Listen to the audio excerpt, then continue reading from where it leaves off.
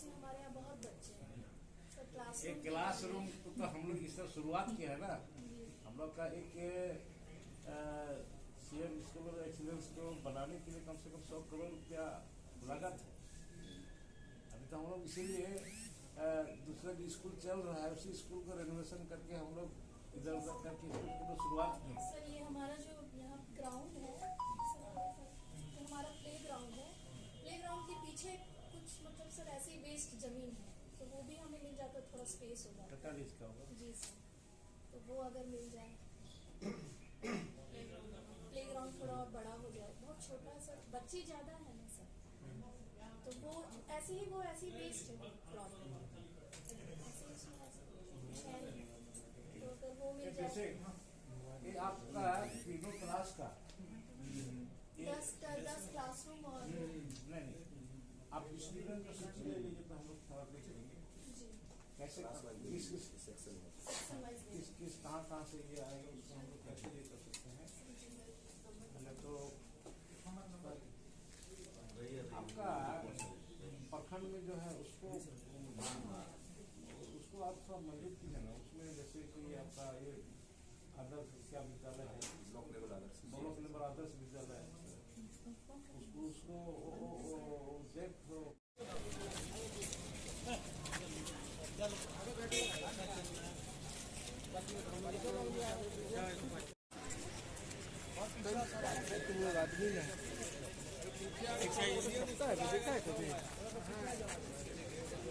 अरे शिक्षक चलो बड़ी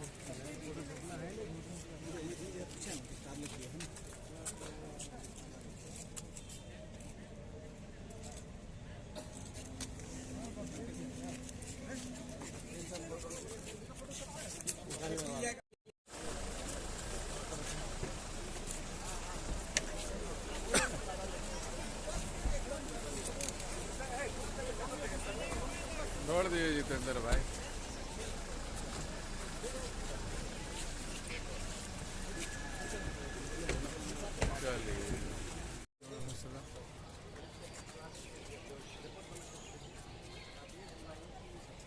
चलिए रुकिए, क्या कर रहे हैं?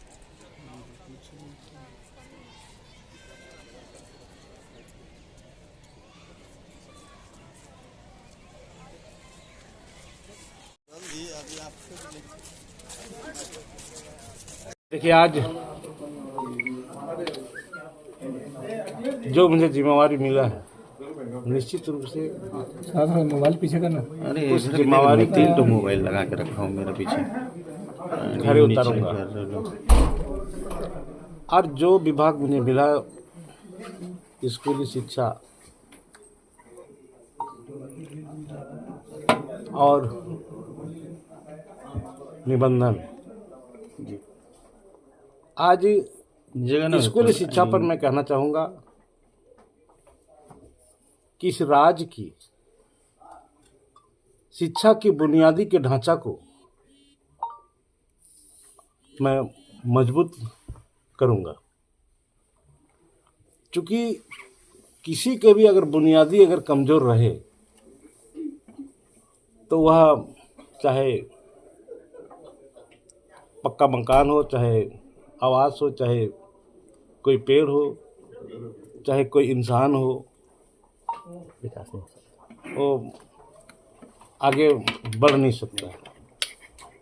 इसीलिए बुनियादी ढांचा को मजबूत करने के लिए हम शिक्षा को, यहाँ की शिक्षा की व्यवस्था को हम उसको मजबूत करने के लिए विभागीय बैठक में ही बता दिया हूँ। और आज तो समीक्षा बैठक तो नहीं कहूँगा, लेकिन जिस जिला से मैं बिलोंग करता हूँ, इस पूर्वी सिंह जिला से, यहाँ का पदाधिकारी को बुला करके मैं जानकारी लेना चाहूँ कि क्या कैसे चल रहा है, आप लोग का सिस्टम क्या, सरकार का नियम कानून के आधार चल रहा है कि नहीं चल रहा है। सारी चीज़ों का मैं आंकड़ा ले लिया हूँ और इसमें कई चीज़ कमियाँ मिली है, जिसको मैं 15 दिनों के अंदर एक के इस जिला के अंदर एक रिव्यू मीटिंग, समीक्षा मीटिंग, और उसमें टास्क दे दिया हूँ क्या क्या चीज़ का प्रोग्राम काम करना है। मैं आज किसी एक स्कूल में गया था, मैं नाम नहीं बता रहा हूँ जी। उस विद्यालय में 500 बच्चे हैं, लेकिन उस विद्यालय में 300 बच्चे ही रेगुलर आते हैं, 300 बच्चे ही मिड डे मील खाते हैं, जो कि सरकार का नियम है कि किसी को ड्रॉप आउट नहीं होने देना है।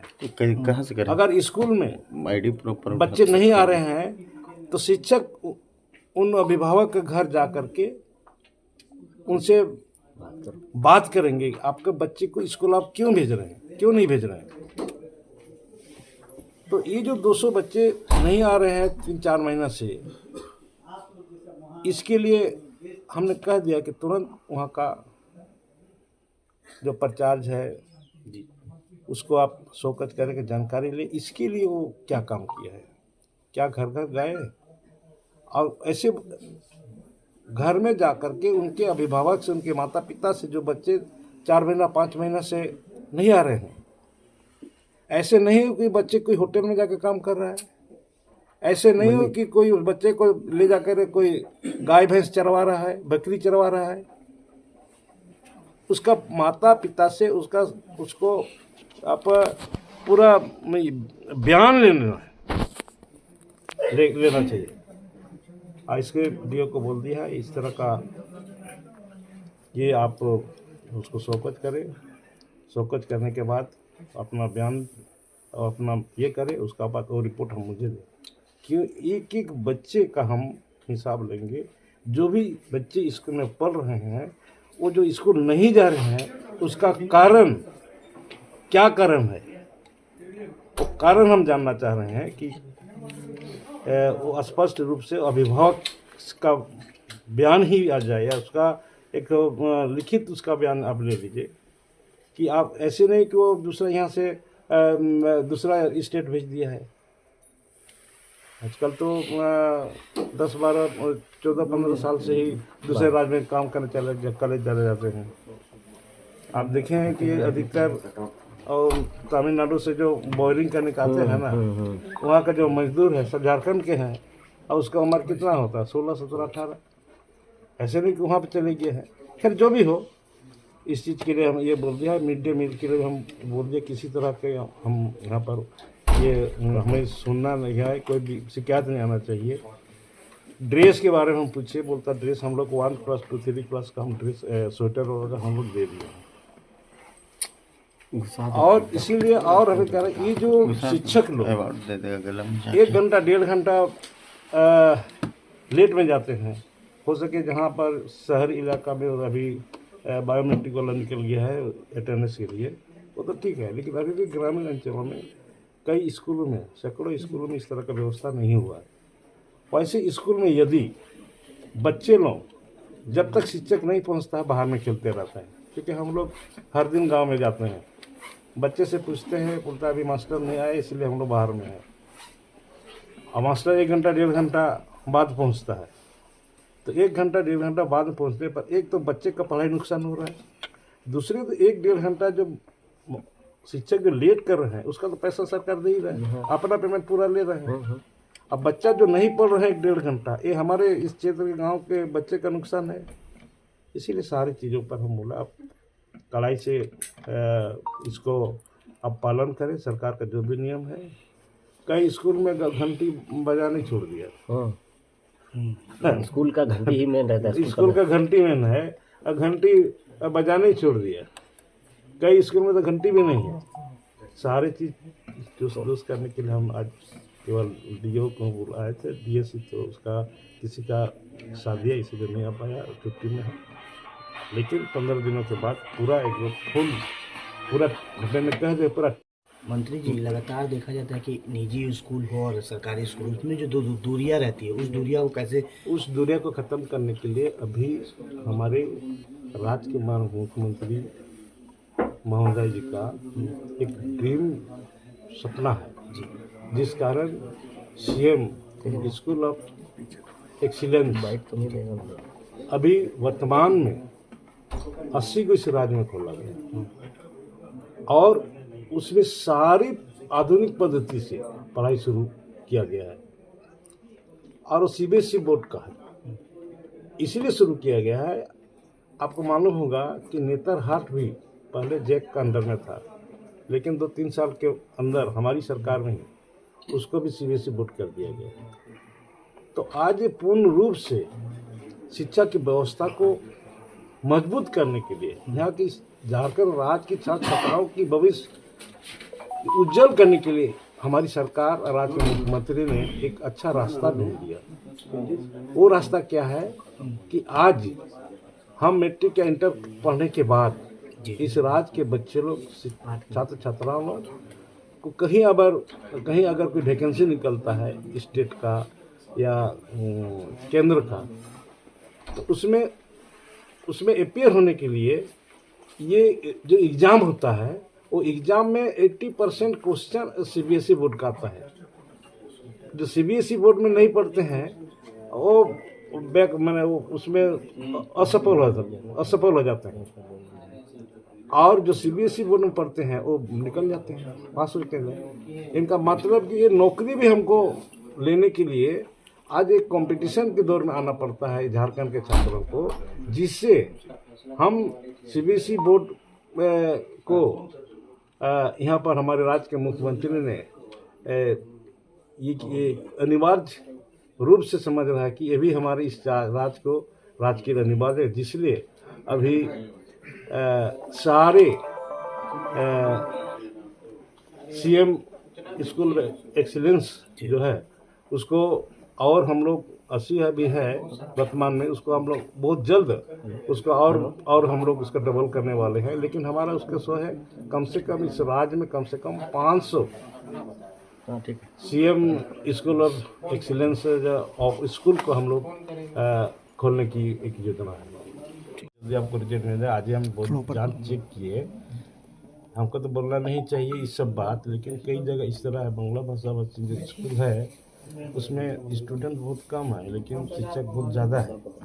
इसलिए हम लोग क्षेत्रीय भाषा का जो हम लोग ये कर रहे हैं, ये मामला हमको लगता है कि बहुत 2-3 दिन में क्षेत्रीय भाषा का जो मामला चल रहा है उसको मैं अभी नहीं बताऊँगा क्योंकि अभी प्रक्रिया में है। तो हम लोग और हमारी सरकार की सोच है, अभी हम ये भी लेके आए हैं, हमारा माननीय राज्यपाल जो ये किया है उस दिन पढ़ा गया है, उसमें भी इस बात को लाया गया है कि क्षेत्रीय भाषा का हम लोग बहुत जल्द हम लोग इसका पढ़ाई शुरू करेंगे। उसका प्रक्रिया हम लोग शुरू कर चुके हैं। कोई भी यहाँ पर हमारा मिनिमम कम से कम 10 स्टूडेंट हुआ तो एक क्षेत्रीय भाषा का सीबीएसई इंग्लिश फीस कितना इसमें एक पैसा नहीं। कौन है? लेकिन हाँ इंट्रेंस टेस्ट में जो बच्चे पास ये में इंट्रेंस टेस्ट में कितना आवेदन आता है? इसमें आप तो 80 लेते हैं ना? हाँ 80 लेते हैं। आवेदन कितना आता है? आवेदन तो एक शिक्षक का उसमें हम लोग 3 शिक्षक होगा, इस तरह करके एक हम लोग कैटेगरी बना करके इस लोग बहुत जल्द हम लोग इसको शुरुआत। भाषा का अलग अलग कुछ मांग भी है, डिमांड भी है, सारी चीज़ों को देख करके हम लोग, मुझे लगता है कि बहुत जल्द से जल्द जितना जल्द में शुरू करेंगे। और हम लोग का सरकार के भी ये है कि कम से कम 390-94 विद्यालय बंद है, उस विद्यालय को हम लोग कैसे शुरू करें इस पर भी हमारी सरकार गंभीर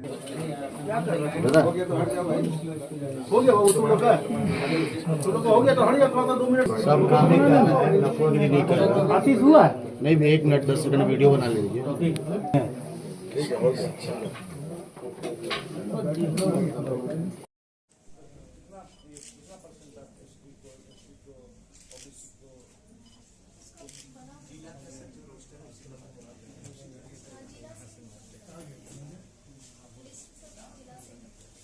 पूर्ण रूप से ये तो इंग्लिश मीडियम है।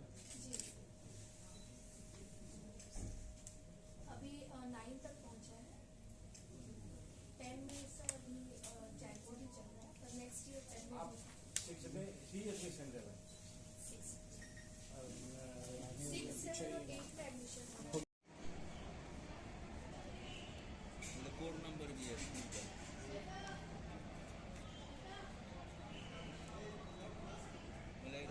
6,887 स्कूल